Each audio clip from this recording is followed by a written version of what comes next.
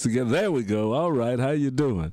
Yeah, this is Louis George Walker, and I'm coming to you from the KUAW radio site, and this is the BFTAA and More show as we work to get all of our little pieces plugged in together.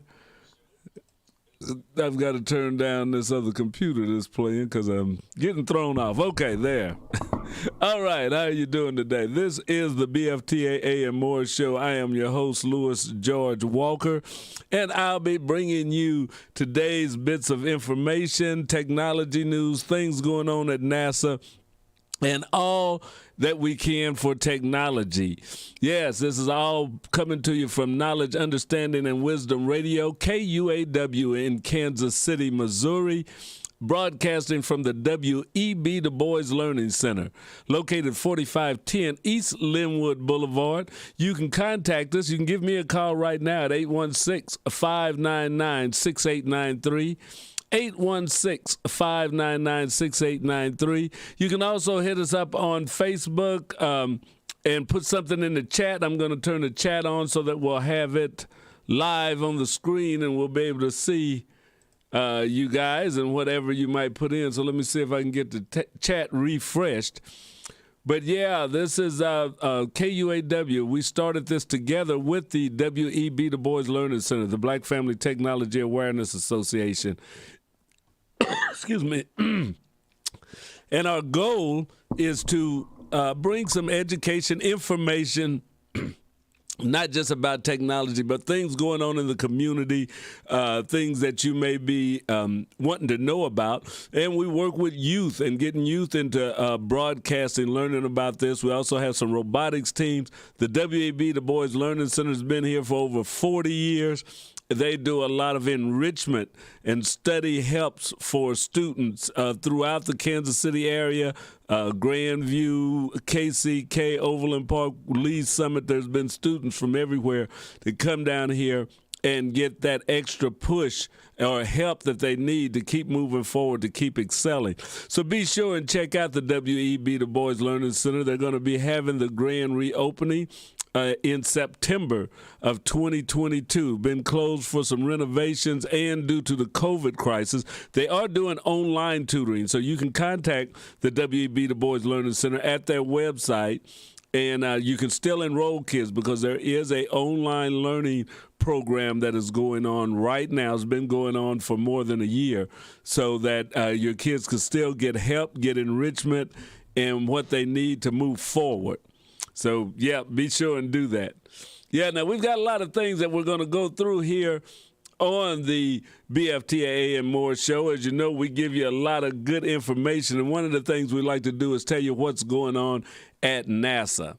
So we're getting back into our regular frame, plus this is the first of the month, so we'll show you a little bit about the stargazing, what planets, what you'll be able to see in the sky at night. All of this is courtesy of the National Aeronautics and Space Administration, and we're glad to be able to relay a lot of that information to you. And if you want your young people to have something to do over the summer, if you want to help them, if they're interested in science, or just to expose them to it, go to the NASA website at nasa.gov. There are a lot of summer projects that they can be working on at home. You may even find out about some opportunities for some distant learning. But check out the NASA site for your kids, and that'll give them something to work with over this summer. All right. So let's get ready to get right into it. We're going to give you a little bit now, if I can pull it up, of what's going on this week at NASA. There it is. So here we go. The Webb Telescope is closer to starting its mission of science, an historic look at the center of our galaxy, and the Crew 3 astronauts reflect on their mission. A few of the stories to tell you about this week at NASA. Our James Webb Space Telescope is in the phase of its mission known as Science Instrument Commissioning. This involves about 2 months of extensive calibrations and the last group of required setup activities before the telescope begins science observations this summer. A recent test image Webb took of a region of the Large Magellanic Cloud was compared to an image our Spitzer Space Telescope previously captured of that same region. The comparison demonstrates the improved clarity with which Webb can see the infrared sky. This ability could yield more detailed views of the cosmos and unprecedented discoveries.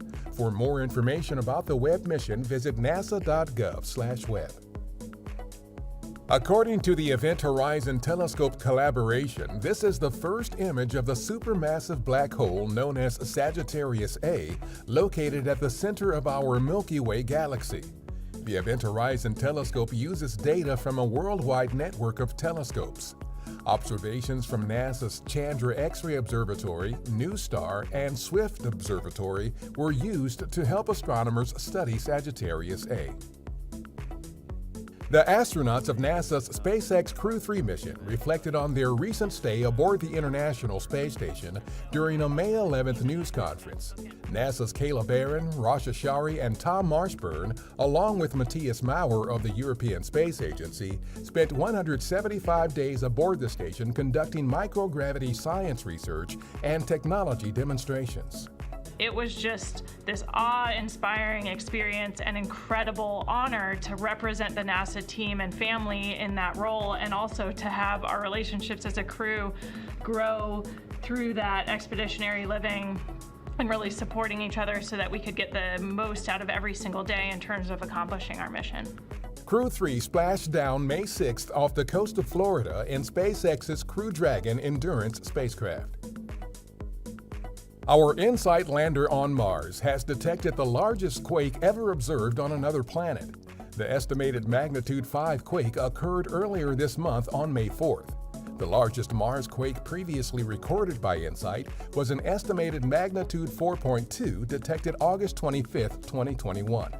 A magnitude 5 quake is comparable to a medium-sized quake on Earth, but is close to the upper limit of what scientists hope to see on Mars during InSight's mission.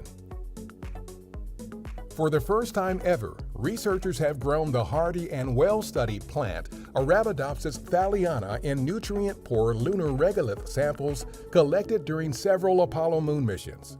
The plant is a relative of mustard greens, broccoli, cauliflower, and Brussels sprouts. This NASA-funded study could help pave the way for future astronauts to someday grow more nutrient-rich plants on the moon and elsewhere in deep space. Data from NASA's ICON mission has helped researchers determine that effects from the volcanic eruption on the South Pacific island of Hungatonga Hungahiape in January 2022 actually reached beyond Earth into space.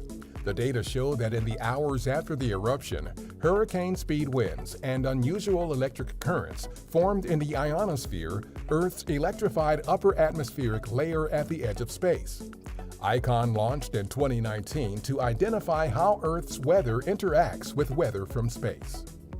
That's what's up this week at NASA. For more on these and other stories, follow us on the web at nasa.gov/twan.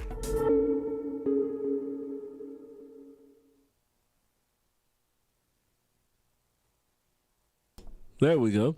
That's what's going on this week at NASA. A lot of interesting things, including an earthquake up on Mars. Of course, I don't think there were any buildings lost up there or anything, but it's always fascinating to see the things that they're starting to learn and pick up from the different probes that have been sent that have actually landed on Mars and doing work there. No wonder that we're looking at one of our close neighbors as a place to go visit in the future. I don't know how soon. I know that some of the space adventurers now are already talking about selling tickets to see people that want to go to Mars. And I don't know if it's Elon Musk or Amazon or Branson's, whoever. But it's interesting, and it's definitely an exciting time as you think about space exploration. And before we go into the next NASA bit, I did want to talk a little bit about the school shootings, and that's news that we've had for a more than a week now. But one thing, if you need information on that, there is a K through 12 school shooting database that you can check out if you want to get numbers and want to know. It's housed at the Naval Postgraduate Schools. It documents each and every instance of a gun is brandished, if it's fired, or a bullet hits school property for any reason, regardless of the number of victims, time, day of the week. So it just documents when schools are hit by bullets or somebody shows a gun or fires a gun in the school, all of that. But it describes 2,000 plus incidents from 1970 to the present. And it links them to information regarding the 3,000 plus victims killed and wounded, the 2,200 plus shooters, and 2,000 plus weapons. So that's the thing. So you can find out some information on that. It's called the K through 12 or K-12 School Shooting Database. It's a research project. It's a widely inclusive database that documents each and every instance of gun shooting. The School Shooting Database Project is conducted as part of the Advanced Thinking in Homeland Security, HSX, program at the Naval Postgraduate School Center for Homeland Defense and Security. The database compiles information from more than 25 different sources, including peer-reviewed studies, government reports, mainstream media, nonprofits, private websites, blogs, and crowdsourced lists have been analyzed, filtered, deconflicted, and cross-referenced. All of the information is based on open source information and third-party reporting. Now, you wonder, says, well, why is it like that? Well, there was a law, or part of what our Congress does is stop police and some unions. There's been regulations put in this big deregulated world that you don't get government to have to give much information about shootings of any kind. So local police departments and jurisdictions and stuff don't report a lot of things directly to the government. The government's not supposed to force them to or anything like that. But there is ways to collect all of that from news and other accounts that goes on, and that's what this project is doing. So if you want to know more about school shootings, when they've happened, where they've happened, anything like that, go to the K-12 School Shooting Database, and that's a way of finding out what's really going on. Because sometimes you hear the news, the numbers may be deflated or inflated or what have you. So this is another source to compare or to look and to get information on. And also as they're making regulations, which I think they are, some have asked for laws and other things as it goes into school shooting. And there's a lot of ways to look at it. I don't think there's no one way that is going to eliminate it, if you can eliminate it at all, but you have to have a combination of things. It's like solving poverty. One thing isn't going to do it. You don't have big problems that you can just snap your fingers at one little thing and that's going to make the world a better place. It's going to take a lot of hard work. So fortifying schools to a certain extent, hardening schools to a certain extent is definitely something that you want to do. Also, you would have to look at the weapons. It's, we don't want to take that off of the table. That's something that should be looked at. All kind of other security. They talk about arming teachers, students. Parents are talking about going and standing guard. But then I wonder sometimes, well, who's going to watch the parents? Because, some of them might be a little bit loose and stuff. But, all jokes aside, we do need to do something about school shootings. And I think that all sides need to come together and talk and look at it in a way that can protect young people. And there's not, I'm not going to say that just putting guns up for 21-year-olds or older to buy is going to do it. Won't hurt. I'm not saying that hardening schools won't do it, because schools generally have a lot of doors. You can have a lot of security on it, but that's just a matter of time. Just as kids are finding ways to get out, people will find ways to get in. And how locked down do we want our schools to be?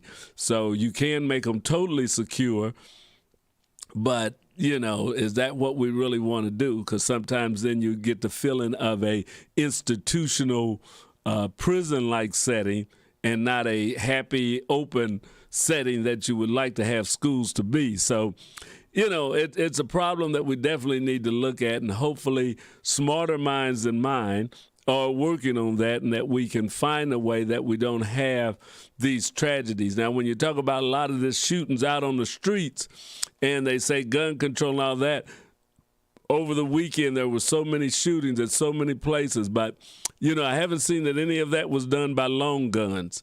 So now if you talk about gun control, then you got to start talking about taking away pistols, taking away things like that, which really gets far down the way.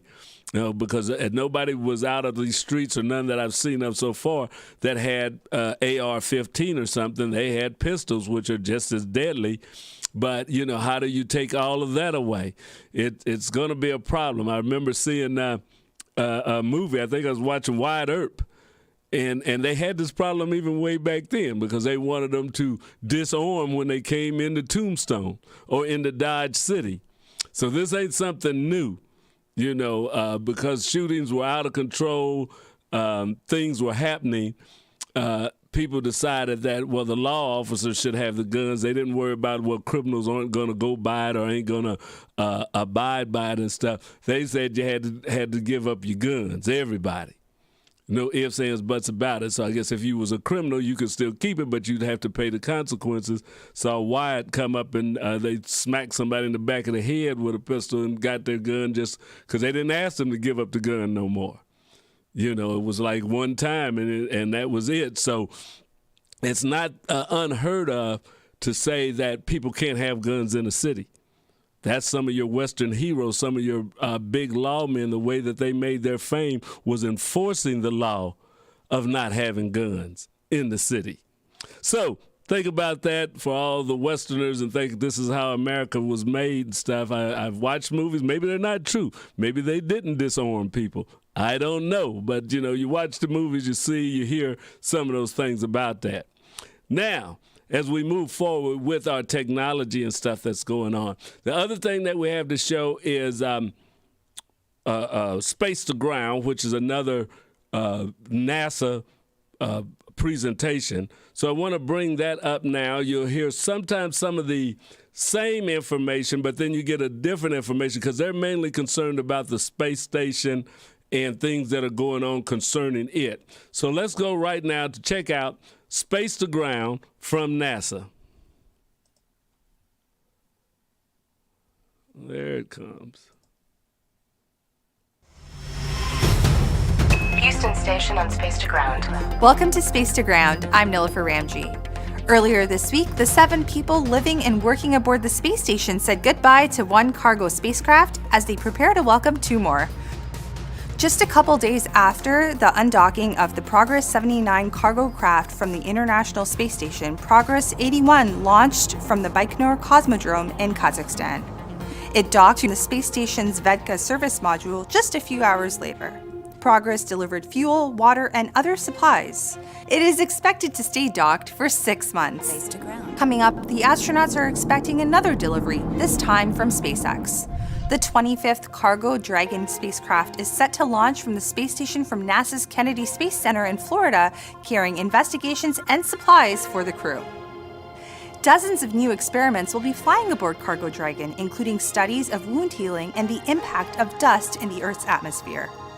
One study from NASA's Jet Propulsion Laboratory will use NASA imaging spectroscopy technology to measure the mineral composition of Earth's dust source regions. The Earth's Surface Mineral Dust Source Investigation, known as EMIT, hopes to learn more about the impact that mineral dust has on Earth's climate, weather, vegetation, and more.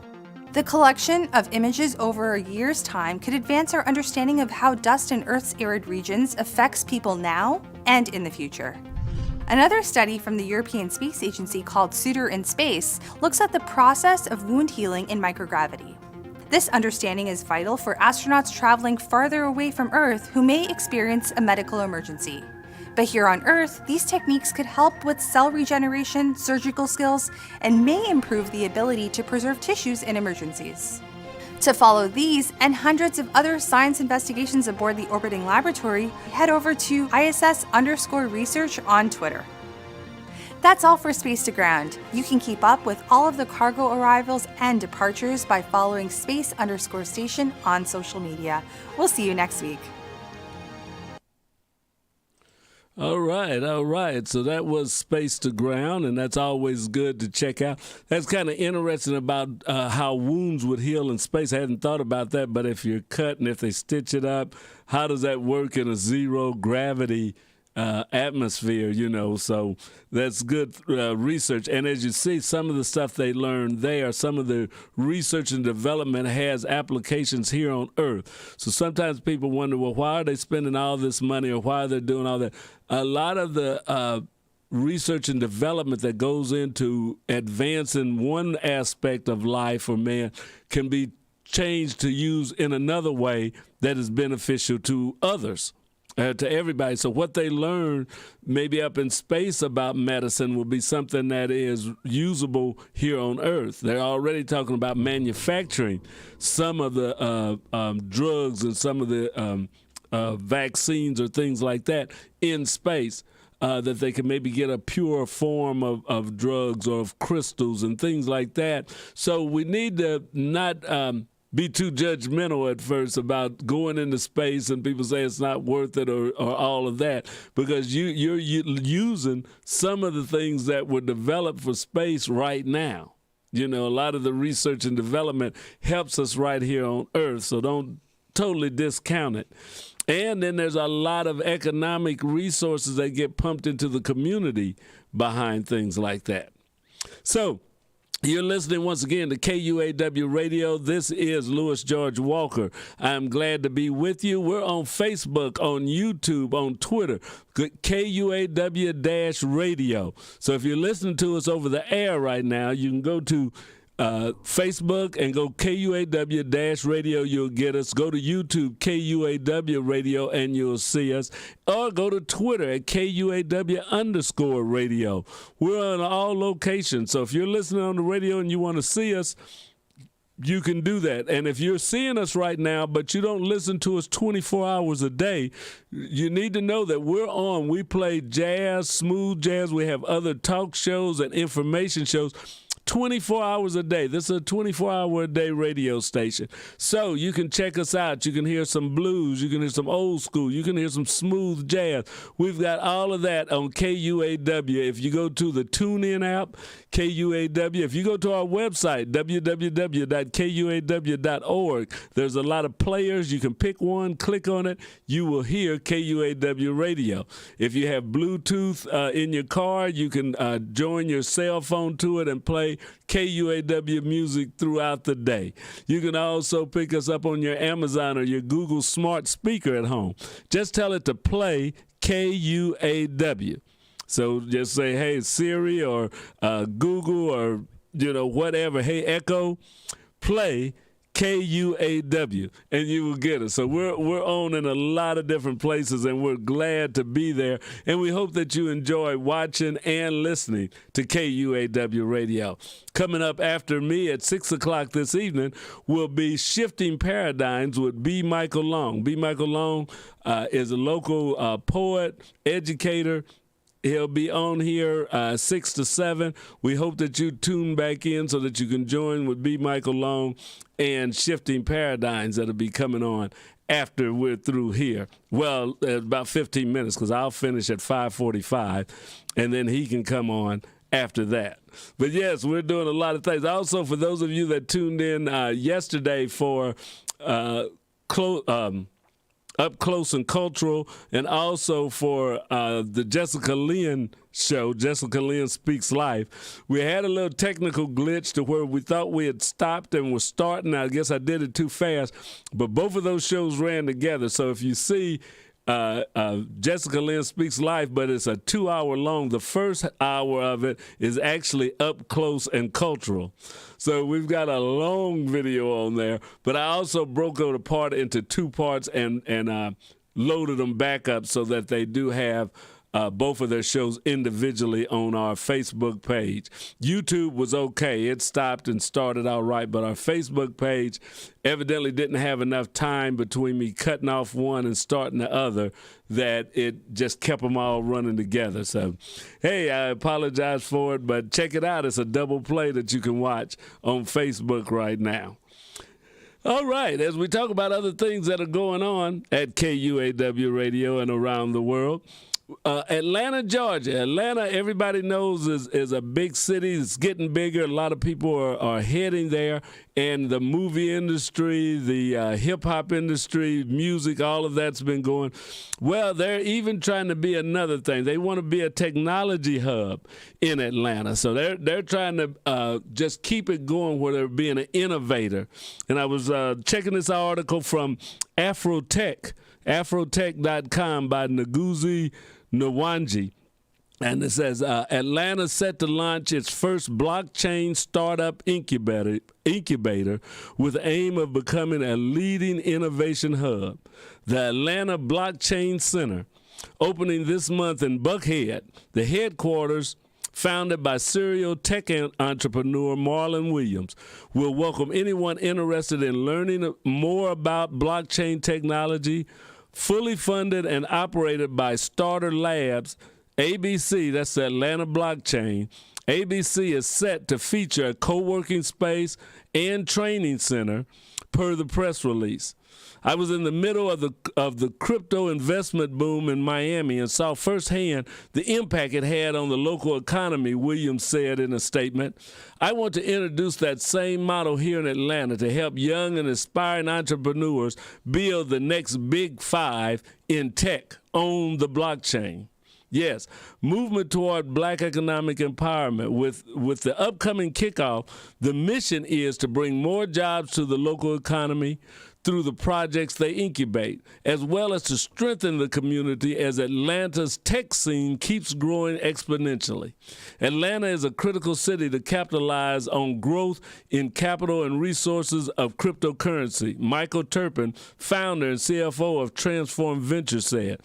With the addition of this center, Atlanta has the potential to become one of the nation's leading innovation hubs and an epicenter in blockchain innovation. I look forward to advising the center and its incubator projects. Innovation, collaboration is key. Along with expanding their knowledge of crypto, members of the ABC community will gain the opportunity of exclusive training and networking opportunities, be eligible for mentorship and funding from Starter Labs to launch their projects. Access to the new Atlanta chapter of BitAngels, the world's first angel investment group for blockchain projects, and more, the press release said. So the kickoff is going to be June the 13th. The mayor of Atlanta, Andrea Dickens, will kick off the ribbon cutting for the Atlanta Blockchain Center's grand opening. So if you're in Atlanta, you're heading that way, you might want to check that out. Now, if you don't know what the blockchain is, that goes back to cryptocurrencies that you have. So blockchain is using cryptocurrencies to do their business, and so it's not that that's an innovation in and of itself, which it is, but it's another funding source. But the blockchain is cryptocurrencies. You've probably been hearing about it on the news. Some of it may be good. Some people are against it. You know, you got to find that out for yourself and dig into it. Learn more about it before you get too involved in it. And don't just believe some salesman that comes up telling you that you ought to put some money in it if you really don't know what it is. Like they say, if you don't know what you're investing in, maybe you shouldn't invest in it. So, you know, but if you're interested in cryptocurrencies, and if you've been involved with cryptocurrencies, this is something to look at. In Atlanta, they're opening a blockchain center, and you can find out a lot of information. There's a lot going on with crypto mining and the blockchain, which is a digital encryption type of service that locks things together, that it's supposedly not something that's breakable. It's pretty secure, and that the funds or the way that they use it, the ledgers that it's keeping, makes it where it's pretty safe. Now, that's all in their handout about it and stuff. I was doing some looking on the internet about it, but you don't know exactly. Some financial places are using cryptocurrencies, and some are saying it's like snake oil. You know, so you take your chance with it. But it's something new. You hear all the time about people making fortunes, but you don't hear as much about people that lose money. It's just like everybody that goes to the casino. Everybody tells you when they win. I haven't met anybody that come out talking about how much they lost. And they never tell you that they lost $10,000 or $500 down there. But if they win some money, they'll tell you. So you have to be careful with it because everybody ain't coming out of those casinos a winner. Everybody that probably invests in blockchain is not going to come out a winner either. It's just the nature of the beast that you can lose. Somebody is making the money and some people are giving the money. So for everybody that gets rich, somebody had to lose some money somewhere in there because it's not just creating money. Or if it is, then you still have to be careful if they're just creating money, something to watch out for. Oh, boy, I tell you. But, it's interesting and sometimes can get you excited just hearing about, oh, man, this person put in $500 and now they've got $35,000 or they're a millionaire or something like that. And a lot of times that you may have missed the boat already if they've made it. It's just like that GameStop. If you'd have bought into it after it went on the news and everything, you ain't made no money. Those that had it already, when it shot up and skyrocketed, made a lot of money. Those that maybe hung in there, and we'd have to see where GameStop is now. Are they still making money? Is it still going up?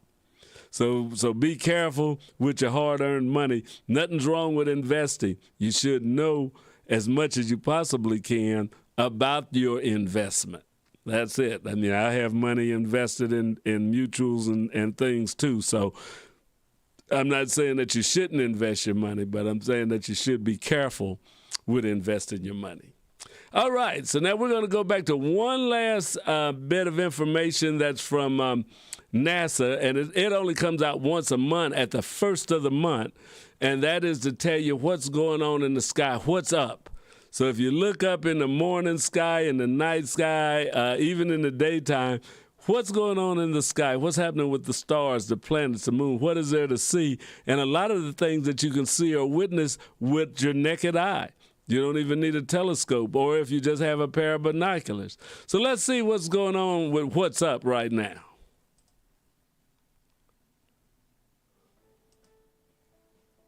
What's up for June? A planetary breakup, prime viewing for a well-known star cluster, and the constellation Lyra. A gathering of 4 naked-eye planets we've been enjoying in the morning sky for the past few months, including several close conjunctions, is beginning to break up. Over the next few months, Saturn, Mars, Jupiter, and Venus will appear increasingly spread out across the morning sky, so much so that Venus and Saturn will make their exits as morning objects for most observers by September. Look for this increasingly spaced-out planetary procession in June, and note that the crescent moon jumps into the lineup on the morning of the 23rd. June is an excellent time to observe one of the best-known globular star clusters, M13, also known as the Hercules cluster. Globular clusters are spherical collections of stars tightly packed together in their centers. M13 itself contains several 100,000 stars. Globular clusters are also extremely old. The stars in M13 are thought to be around 12 billion years old, which is approaching the age of the universe itself. Our home galaxy, the Milky Way, is known to have about 150 globular clusters. They orbit outside the galaxy's disk, traveling tens of thousands of light years above and below its spiral arms and most of its stars. Now, the Hercules cluster is best observed with a telescope, and larger telescopes will allow you to see more of the cluster's stars. But you can also find it with a pair of binoculars, where it'll look like a hazy little spot.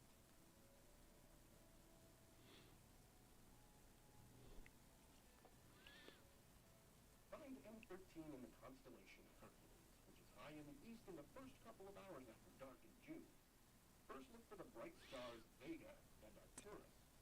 Then find the 4 stars that comprise the keystone, which is the pattern making up the central part Hercules.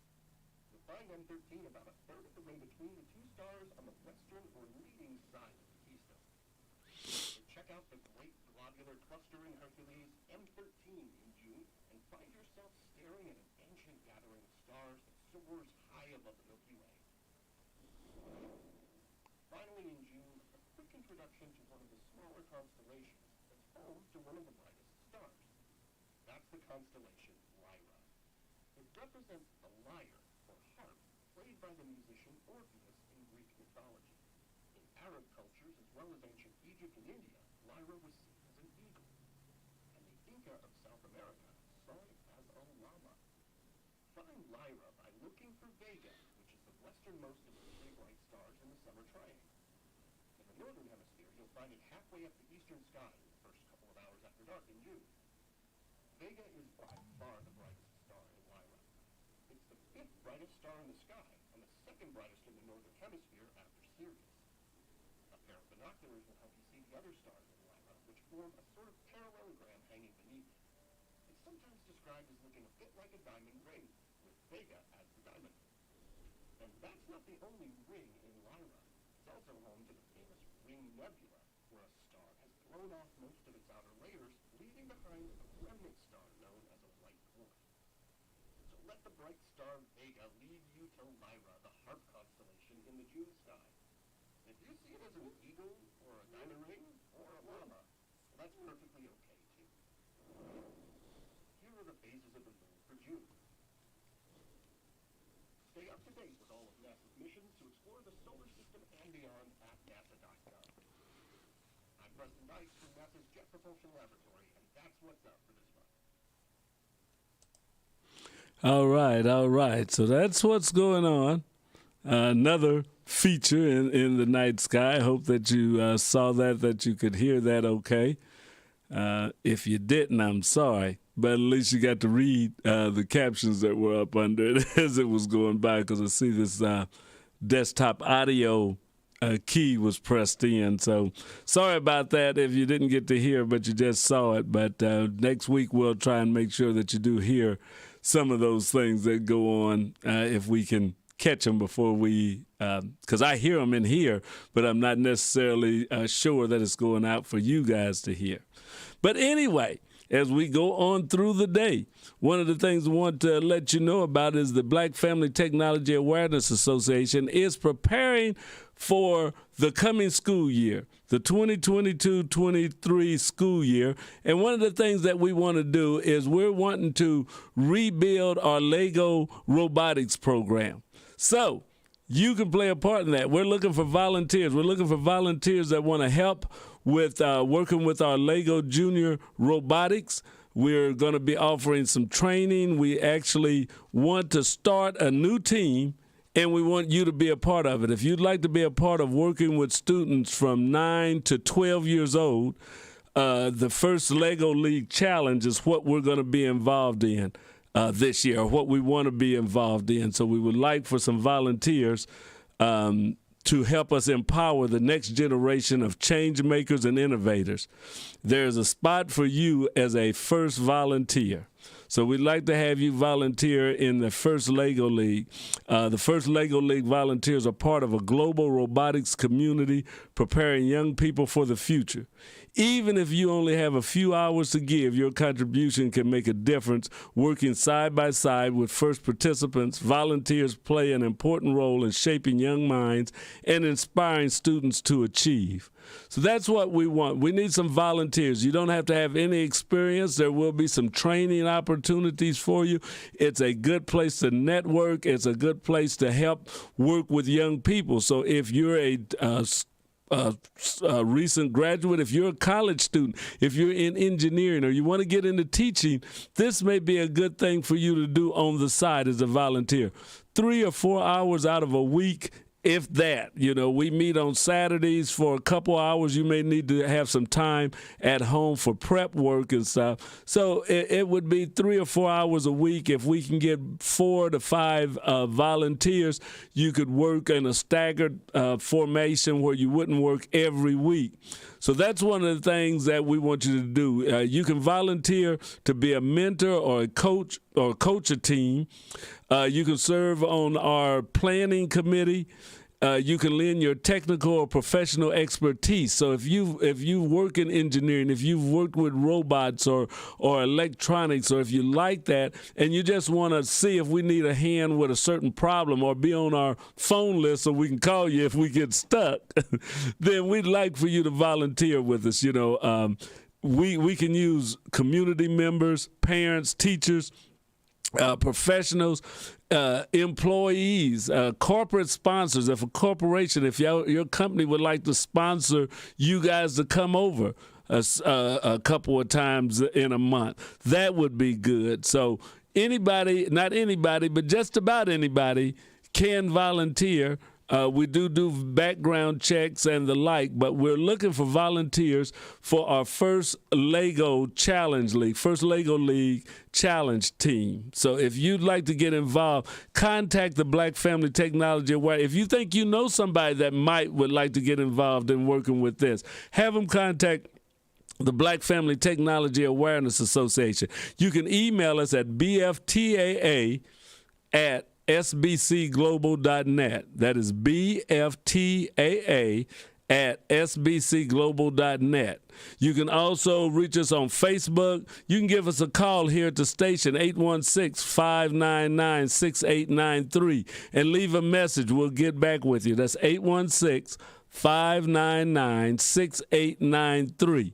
So if you know someone, if you want some more information about being a Lego volunteer to help form this new team, we're also building and fixing up a new robotics room. So if you'd like to, if you're good with carpentry or painting or something, we want to make a state-of-the-art robotics lab so that the students will have the best facilities and stuff to work on. We're going to build it right here at the W.E.B. Du Bois Learning Center. So if your company would be interested in sponsoring this room, we'd love to have them contact us, because there's some work that we need to get done. We want to refurbish the inside of it, make this room into where kids can come in and learn about robotics in a beautiful atmosphere.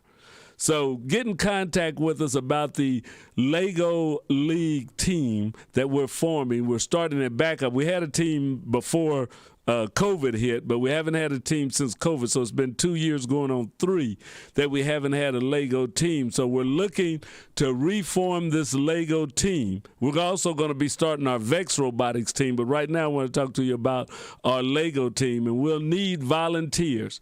We need volunteers of any age that would like to help out. If you, as a parent, want to bring a child down and volunteer, feel free with it. You got to stay here with your child, but you can come as a group, you can come as a family.